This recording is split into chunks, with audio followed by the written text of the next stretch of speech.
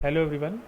आज हम लोग बात करेंगे बीपीसीएल की एक ट्रेड के बारे में। और सबसे पहले हम बात कर लेते हैं इस ट्रेड के लेने के पीछे का लॉजिक क्या था। बात करते हैं ईयरली टाइम फ्रेम से कि प्राइस जो है वो ऑल टाइम हाई से आई और कहीं ना कहीं यहाँ कहीं के किसी डिमांड जोन के सपोर्ट से चल रही है। ये चीज़ देखने को मिल रहा है। बात करते हैं हार्फे टाइम फ्रेम पे, तो हार्फे टाइम पे प्रॉपर डिमांड जोन है, रैली बेस रैली। हाँ, ये कह सकते हैं कि इसके एक्सप्लोसिव लेगआउट नहीं है, लेकिन ये कह सकते हैं कि एक डिमांड जोन जैसा स्ट्रक्चर है। बात करते हैं क्वार्टरली टाइम फ्रेम पे, तो क्वार्टरली टाइम फ्रेम पे तो प्रॉपर पिक्चर देखने को मिल रही है कि प्राइस में एक ड्रॉप बेस रैली और एक रैली बेस रैली का डिमांड जोन है, जो कि ये कह सकते हैं कि प्राइस में जो यहाँ से मूव देखने को मिली है ये मतलब कि दो भागों में मतलब टूट के बनी है। मतलब कि एक होता है ड्रॉप बेस रैली, एक यहाँ से पूरा मूव, और एक रैली बेस। ये वाला जो डिमांड जोन था ये ब्रीच हो गया और प्राइस इस डिमांड जोन में आई और क्वार्टरली के ईएमए के सपोर्ट से अब यहाँ से मूवमेंट देखने को मिल रहा है। बात करते हैं मंथली टाइम फ्रेम पे, तो मंथली पे भी हम ये कह सकते हैं कि मंथली का ये डिमांड जोन मिसिंग है, और लेकिन क्वार्टरली टाइम फ्रेम पे तो प्रॉपर डिमांड जोन था। लेकिन ये कह सकते हैं कि ये जो डिमांड जोन है प्राइस इसमें आई, मंथली पे मिसिंग था।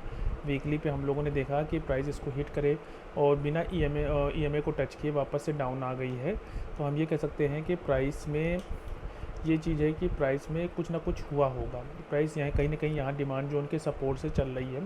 और जब प्राइस जो क्वार्टरली के इस डिमांड जोन को हिट, यानी कि प्राइस जब इस क्वार्टरली के डिमांड जोन को हुई उसके बाद के एक्शन देखते हैं। हिट होने के बाद प्राइस वापस आई, हमारे पास एक ड्रॉप बेस ड्रॉप का सप्लाई जोन बना, प्राइस इसको पियर्स नहीं कर पाई, वापस से डाउन आ गई, फिर कंसोलिडेशन करता रहा, फिर फाइनली प्राइस में बेस कैंडल बनाते प्राइस में एक मूव देखने को मिला, जिसके कारण ये प्राइस में इस ड्रॉप बेस ड्रॉप के एक सप्लाई जोन को ब्रीच करने के साथ हमें कंफर्मेशन मिला। फाइनली बेस का प्राइस वापस से डाउन आई, लेकिन इसमें एंट्री नहीं मिली। वापस से प्राइस यहाँ से मूव करी, फिर उसके बाद कंसोलिडेशन करती रही, धीरे धीरे करते प्राइस इस फाइनली डिमांड जोन में हमको 18 मई 2026 को एंट्री मिली।